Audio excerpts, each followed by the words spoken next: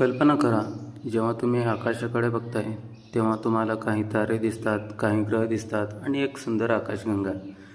पण जर मी सांगितलं की तू जे पाहतो आहेस ते संपूर्ण विश्वाचा फक्त एक छोटासा भाग आहे. आज आपण जाणून घेणार आहोत ऑब्झर्वेबल युनिवर्स म्हणजे काय आणि ते नेमकं किती मोठं आहे.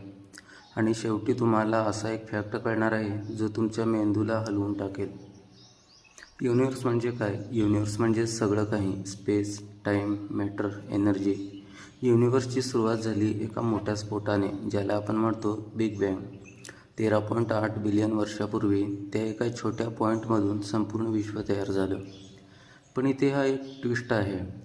आपण संपूर्ण युनिवर्स पाहू शकत नाही. आपण फक्त तेवढंच पाहू शकतो जिथून लाईट आपल्यापर्यंत पोचली आहे. म्हणून त्याला म्हणतात ऑब्झर्वेबल युनिवर्स. कारण लाईटला स्पीड आहे. Speed of light 3 lakh kilometre per second. म्हणजेच आपण भूतकाळ पाहत आहोत. जे गॅलेक्सी आपल्याला दिसतात ते ॲक्च्युअली बिलियन्स इयर्स जुने आहेत. आता मेन क्वेश्चन, ऑब्झर्वेबल युनिवर्सचा डायमीटर किती असणार आहे? 93 बिलियन लाईट इयर्स. पण थांब, युनिवर्स 13.8 बिलियन वर्षाचे आहे ना, मग 93 बिलियन कसं? कारण युनिवर्स एक्सपेंड होत आहे, स्पेस स्ट्रेंथ होत आहे. याला म्हणतात कॉस्मिक एक्सप्लेनेशन. म्हणून गॅलेक्सीज दूर जात आहेत आणि डिस्टन्स वाढत आहे. चला तर मग सोप्या भाषेत आपण समजून घेऊया. अर्थ एक grain of sand, Milky Way galaxy एक मोठं शहर. इतकं नाही कळालं तर आणि ऑब्झर्वेबल युनिवर्स म्हणजे लाखो कोटी शहराने भरलेला देश. आपल्या गॅलेक्सीमध्ये 2 ट्रिलियनपेक्षा जास्त गॅलेक्सी आहेत. प्रत्येक गॅलेक्सीमध्ये बिलियन स्टार आहेत. प्रत्येक स्टारभोवती प्लॅनेट्स असू शकतात. म्हणजेच किती लाईफ असू शकते याची कल्पना पण नाही. आता सगळ्यात माइंड ब्लोईंग गोष्ट म्हणजे ऑब्झर्वेबल युनिवर्स म्हणजे पूर्ण युनिवर्स नाही. त्याचे बाहेर काय आहे आपल्याला माहिती नाही. कदाचित इन्फिनाईट युनिवर्स असू शकतं, मल्टिपल युनिवर्सेस असू शकतात किंवा थिअरीद्वारे मल्टिवर्स, पण अजून प्रूफ नाही आहे. कल्पना कर, तू लाईट स्पीडने प्रवास करतो आहेस, तरी तुला एजपर्यंत पोचायला बिलियन्स इयर्स लागतील आणि तोपर्यंत युनिवर्स अजून एक्सपेंड होईल. म्हणजेच आपण कधीच त्याचा शेवट गाठू शकत नाही.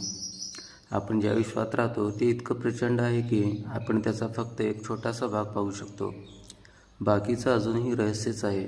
कदाचित आपण एकटे नाही आहोत. कदाचित कुठल्या तरी दुसऱ्या गॅलेक्सीमध्ये कोणीतरी आत्ता आपल्याकडे बघत असेल आणि कदाचित त्यांनासुद्धा हाच प्रश्न पडला असेल की युनिवर्स किती मोठं असणार आहे. ऑब्झर्वेबल युनिवर्स किती मोठं आहे? 93 बिलियन लाईट इयर्स. आपण जिथे राहतो ते विश्व कल्पनेपलीकडचंच. तर आता कल्पना कर, तू हळूहळू पृथ्वीपासून दूर जात आहेस. सुरुवातीला तुम्हाला तुमचं शहर दिसतं, नंतर संपूर्ण देश आणि काही वेळातच संपूर्ण पृथ्वी एक छोटासा निळा गोळा बनतो.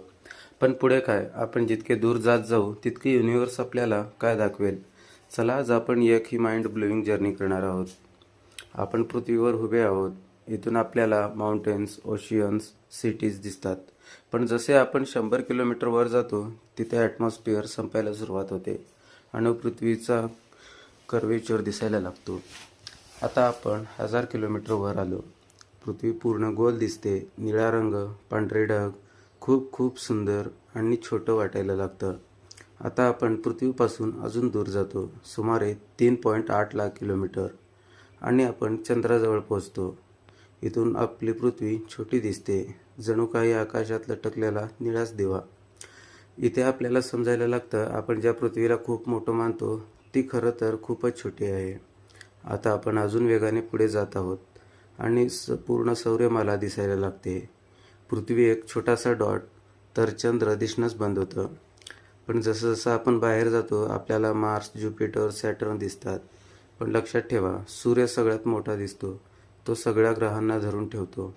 आता आपण सौरमालेच्या बाहेर आलो आहोत आणि इथे एक शॉकिंग गोष्ट दिसते. आपल्याला सूर्य आणि तो सुद्धा फक्त एक छोटासा तारा आहे आणि अशा लाखो कोट्यावधी तारे आपल्या गॅलेक्सीमध्ये आहेत. आता आपण अजून दूर जात आहे आणि पूर्ण मिल्की वे गॅलेक्सी दिसते. एक मोठा स्पिरिच्युअल स्ट्रक्चर ज्यामध्ये बिलियन्स ऑफ स्टार्स आहेत आणि आपला सूर्य तो फक्त एक छोटासा पॉईंट आहे ज्याला शोधणं सुद्धा कठीण आहे. आता आपण अजून दूर जातोय आणि हजारो गॅलेक्सीज दिसायला लागतात. प्रत्येक गॅलेक्सीमध्ये बिलियन्स ऑफ द स्टार आहेत आणि प्रत्येक स्टारभोवती प्लॅनेट्स असू शकतात. आता एक गोष्ट समजते, आपण किती लहान आहोत. जितके आपण दूर जातो तितकं आपलं अस्तित्व छोटं होत जातं. पण एक गोष्ट खास आहे, या इन्फिनाईट युनिवर्समध्ये आपणच आहोत जे हे सगळं समजू शकतो आणि कदाचित हेच आपल्याला स्पेशल बनवतं. जर तुम्हाला अशाच कॉस्मिक जर्नीज आवडत असतील तर चॅनलला सबस्क्राईब करा